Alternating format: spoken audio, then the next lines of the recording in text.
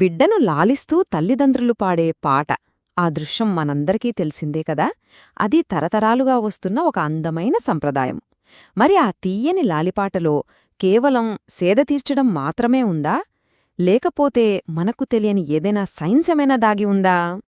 సరే, ఇప్పుడు ఈ విషయంలోకి కొంచెం లోతుగా వెళ్దాం.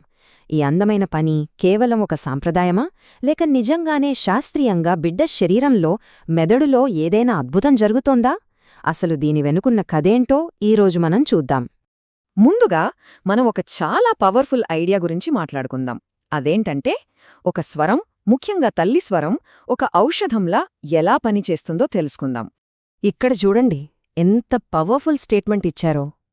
పాట తక్షణమే నయం చేస్తుంది. ఇది వినడానికి కొంచెం అతిశయోక్తిలా అనిపించవచ్చు, కానీ దీని వెనుక చాలా బలమైన సైంటిఫిక్ కారణాలు ఉన్నాయని స్టడీస్ చెబుతున్నాయి. దీన్ని సైంటిఫిక్గా చూస్తే తల్లి స్వరం పసిపిల్లల ఎదుగుతున్న బ్రెయిన్ మీద ఒక మెడిసిన్ లాగా పనిచేయగలదని రీసెర్చ్ నిరూపిస్తోంది. ఇది కేవలం ఎమోషనల్ విషయం కాదు. ఆ స్వరం వినగానే బిడ్డ మెదడులో ఆక్సిటోసిన్ లాంటి లవ్ హార్మోన్స్ రిలీజ్ అవుతాయి. అంటే ఇది మన కంటికి కనిపించే ఒక బయలాజికల్ ఎఫెక్ట్ అన్నమాట. సరే, మరి ఇది సరిగ్గా ఎలా పనిచేస్తోందో చూద్దామా? ఇప్పుడు మనం బేబీ లోపలికి వెళ్ళి చూద్దాం. అంటే వాళ్ల బ్రెయిన్లో, నరాల వ్యవస్థలో ఆ సుపరిచితమైన పాట ఎలాంటి మార్పులు తెస్తోందో వివరంగా తెలుసుకుందాం. అసలొక మామూలు పాటకే అంత పవర్ ఎలా వస్తుంది? ఇంత లోతైన బయలాజికల్ రెస్పాన్స్ని ఎలా తీసుకురాగలదు? దాని సమాధానం బేబీ నరాల వ్యవస్థ పనిచేసే తీరులోనే ఉంది. ఇక్కడ మనం అర్థం చేసుకోవాల్సిన ఒక ముఖ్యమైన పదం నాడీ వ్యవస్థ నియంత్రణ. దీని అర్థమేంటంటే, మన శరీరంలో భయం, ఆందోళన లాంటి ఒత్తిడిని కలిగించే ఒక సిస్టమ్ ఉంటుంది కదా, దాన్ని మేనేజ్ చేసి కామ్ డౌన్ చేసే ప్రాసెస్ అన్నమాట. సో ఇక్కడ అసలు విషయం ఏంటంటే, ఒక పసిబిడ్డ నరాల వ్యవస్థ ఇంకా పూర్తిగా డెవలప్ అవ్వదు. అందుకే అది ఒత్తిడిని దానంతట అదే కంట్రోల్ చేసుకోలేదు.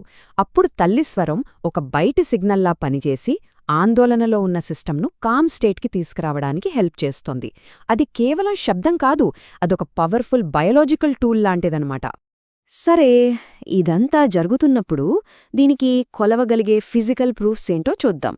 ఈ కామ్ చేసే ఎఫెక్ట్ బేబీ శరీరంపై, వాళ్ల శ్వాసపై, హార్ట్ బీట్పై ఎంత క్లియర్గా కనిపిస్తోందో ఇప్పుడు మనం పరిశీలిద్దాం. ఇక్కడ చూడండి, ఈ తేడా ఎంత స్పష్టంగా ఉందో. బిడ్డ ఏడుస్తున్నప్పుడు లేదా టెన్షన్లో ఉన్నప్పుడు వాళ్ల గుండె చాలా వేగంగా కొట్టుకుంటుంది. కాని తల్లి పాట వినగానే వాళ్ల హార్ట్ రేట్ నెమ్మదిస్తుంది.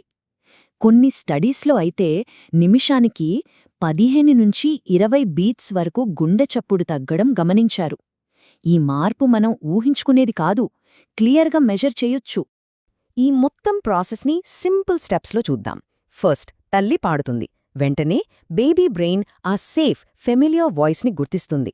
మూడోది, ఆ శబ్దం నరాల వ్యవస్థకు కామ్ డౌన్ అనే సిగ్నల్ పంపిస్తుంది.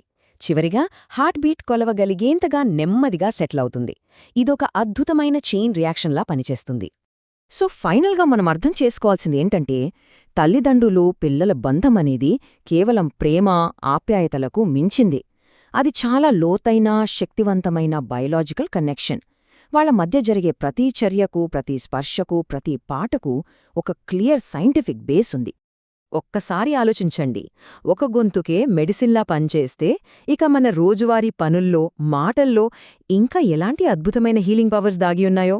బహుశా వైద్యం అనేది మనం అనుకున్న దానికంటే చాలా దగ్గరగా మన సంబంధాలలోనే ఉండవచ్చేమో.